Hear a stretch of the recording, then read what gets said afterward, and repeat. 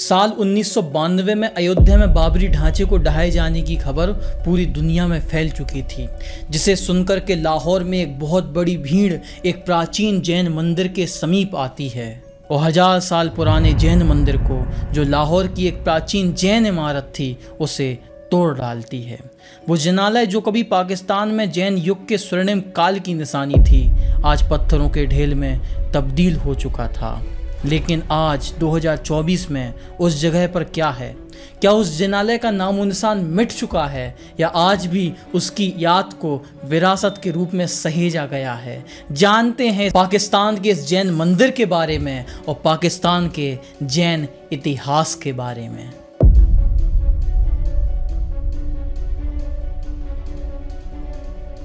आज का पाकिस्तान जिस भूखंड में फैला हुआ है, प्राचीन काल में वह हिंदुस्तान का एंट्रेंस था। आज के पाकिस्तान के इतिहास के तार हड़प्पा सभ्यता से जुड़ते हैं। विश्व प्रसिद्ध हड़प्पा सभ्यता इन्हीं खंडहरों में कभी आबाद थी।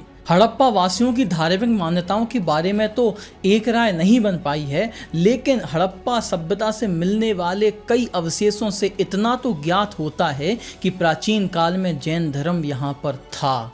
इस सील को ही देखिए। हड़प्पा सभ्यता से ऐसे कई दर्जनों अवशेष हैं जो जैन धर्म की प्राचीनता को सिद्ध करते हैं। जैन एंशिएंट टेक्स्ट के अकॉर्डिंग भगवान श्री ऋषभदेव, जो जैनियों के प्रथम तीर्थंकर हैं, वह भी इस क्षेत्र में आए थे और उनकी याद में भगवान बाहुबली, जो उनके पुत्र थे, पाकिस्तान के आज के शहर तक्षशिला में उनकी चरण पादुकाएं भी स्थापित की थीं।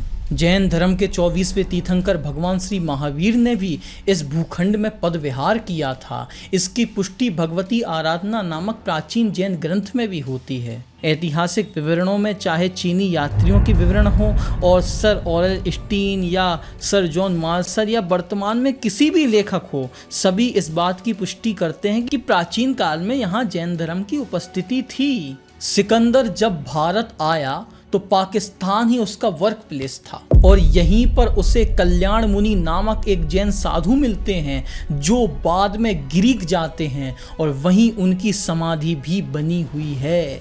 कहा जाता है कि जैनाचार्य स्थूलभद्र और आचार्य समंतभद्र स्वामी जी ने इस क्षेत्र में पदविहार किया था और इस क्षेत्र में जैन धर्म को फैलाया था। वक्त के साथ साथ जैन धर्म भारतीय उपमहाद्वीप के इस उत्तर पश्चिमी क्षेत्र में फैल गया, जिसके अवशेष हमें आज तक बड़ी मात्रा में आज के पाकिस्तान में मिलते हैं, जिनमें से 40 ज्ञात प्राचीन जैन मंदिर भी शामिल हैं। और ख़ास बात ये कि आज पाकिस्तान में एक भी जैन नहीं है, लेकिन पाकिस्तान की सरकार इन मंदिरों के रिस्टोरेशन पर विशेष रुचि दिखा रही है, जो शायद जैन समाज के लिए किसी बेहतर उम्मीद से कम नहीं है। आइए इन्हीं विरासत में से कुछ चुनिंदा जैन साइट्स पर हम आपको ले जाते हैं और उसकी चर्चा करते हैं। मुल्तान। आज मुल्तान में 3 जैन मंदिर हैं, जिनमें 2 दिगंबर तो एक श्वेतांबर मंदिर भी शामिल है। अगर आपको मुल्तान में जैन धर्म की विरासत को समझना है तो आपको आज के जयपुर में आना होगा। 1947 में बंटवारे के दौरान बड़ी मशक्कत से मुल्तान के स्थानीय जैनियों के लिए एक हवाई जहाज का बंदोबस्त हो पाया। समाज के पास 2 ऑप्शन थे, या तो खुद जाएं या भगवान को भेजें। जहाज ओवरवेट हो रहा था। मुल्तान के जैनियों ने कह दिया कि हम जाएंगे तो अपने भगवान को लेके ही जाएंगे, वरना नहीं जाएंगे।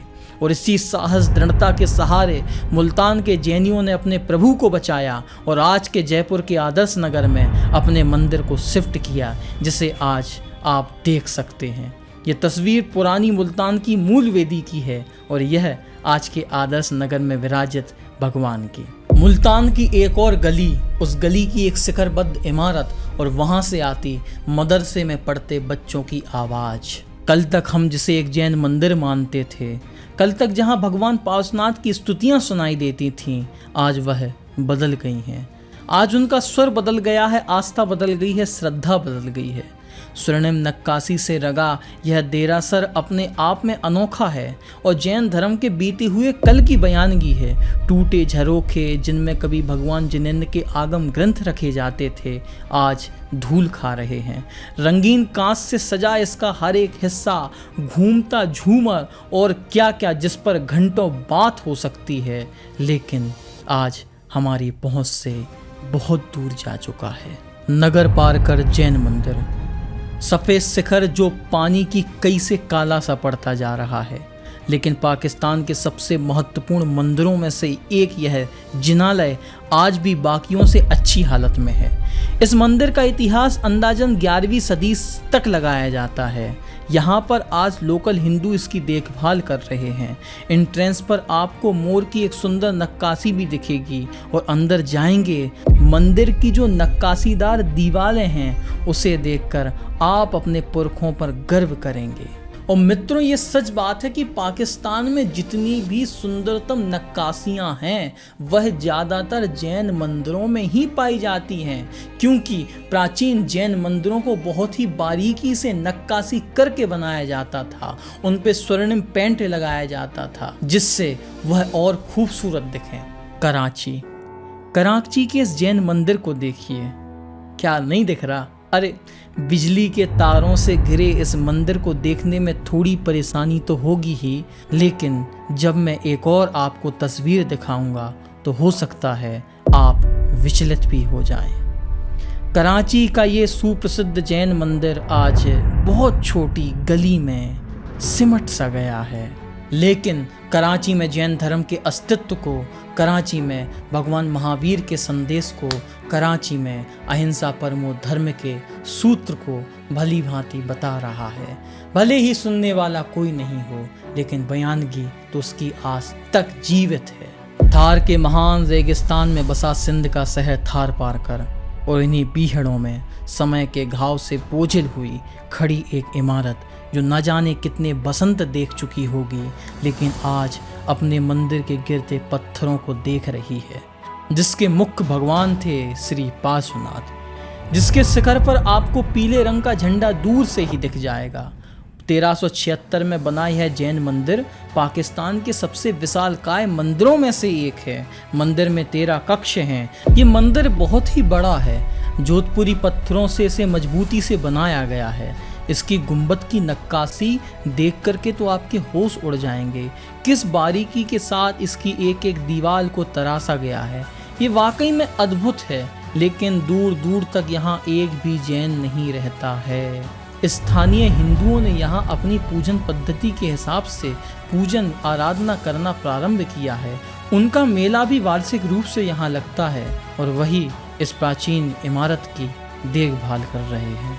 मित्रों, आधुनिक पंजाब पाकिस्तान के क्षेत्र में 18वीं 19वीं शताब्दी में विजयानंद सूरी महाराज, जिन्हें आत्माराम के नाम से आज ये दुनिया जानती है, उन्होंने इस क्षेत्र में बड़े जैन धर्म को फैलाया, जैन विद्यालयों की स्थापना की, जैन मंदिरों का जीर्णोद्धार कराया और कई सालों बाद 2021 में उन्हीं के ही शिष्य उनकी समाधि पर माथा टेकने के लिए पाकिस्तान गए और वहाँ के गुजरावाला में, जहाँ उनकी समाधि स्थली थी, वहाँ पर दर्शन किए। इसी के साथ ही पाकिस्तान जाने वाले आज़ादी के बाद से वह पहले जैन संत बने।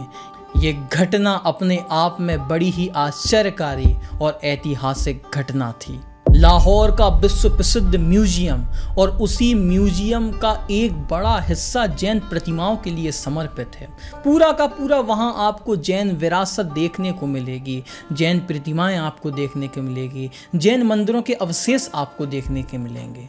17वीं से लेकर 19वीं शताब्दी तक नारी शिक्षा का एक जोरदार आंदोलन पूरे हिंदुस्तान में चला और ऐसे आंदोलन में जैनी कैसे पीछे रह सकते थे। और इसी नारी शिक्षा का एक उदाहरण है रावलपिंडी की ये इमारत। ध्यान से देखिए इस इमारत को, जिसमें आज भी उर्दू और हिंदी में आप देख सकते हैं लिखा हुआ है जैन कन्या पाठशाला। सिर्फ यही नहीं, रावलपिंडी की सबसे पुरानी और सबसे प्रसिद्ध लाइब्रेरी, जिसका नाम था जैन पब्लिक लाइब्रेरी, यह अपने समय की सबसे बड़ी लाइब्रेरी थी और बहुत प्रसिद्ध लाइब्रेरी थी, लेकिन आज इसे उजड़े आधी सदी से भी ज़्यादा हो गया है। जैन कन्या पाठशाला की इमारत का रंग भले ही फीका पड़ गया हो, भले ही आज यह रहवासी इमारत में कन्वर्ट हो चुकी हो, लेकिन वह इमारत आज भी अपने स्वर्णिम जैन इतिहास को समेटे हुए है और रावलपिंडी में जैन धर्म के अस्तित्व की बयानगी करती है। मित्रों, हम आज के पाकिस्तान की बात कर रहे हैं तो एक नाम को तो हम भूल ही नहीं सकते हैं, वह है पंडित बनारसी दास जी का नाम।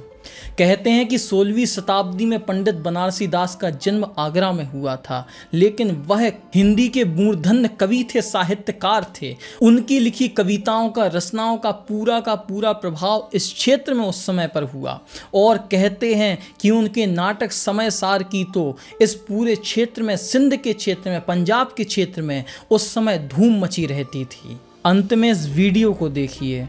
पाकिस्तान की सड़कों के बीच में लाइट से झिलमिलाता यह जैन मंदिर।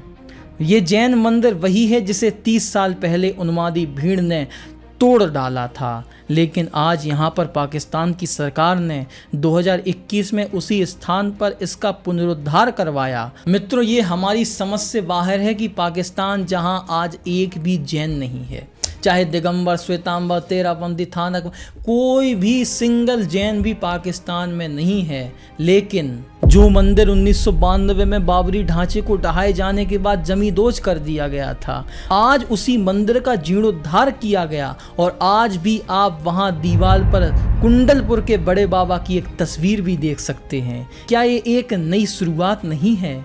मित्रों, इस वीडियो का तात्पर्य यही है कि आज का पाकिस्तान जिस भूभाग पर फैला हुआ है वह प्राचीन काल से जैन धर्म की आश्रय स्थली रही है, लेकिन आज वहाँ के सूने मंदिरों को देख करके आंखें नम हो जाया करती हैं।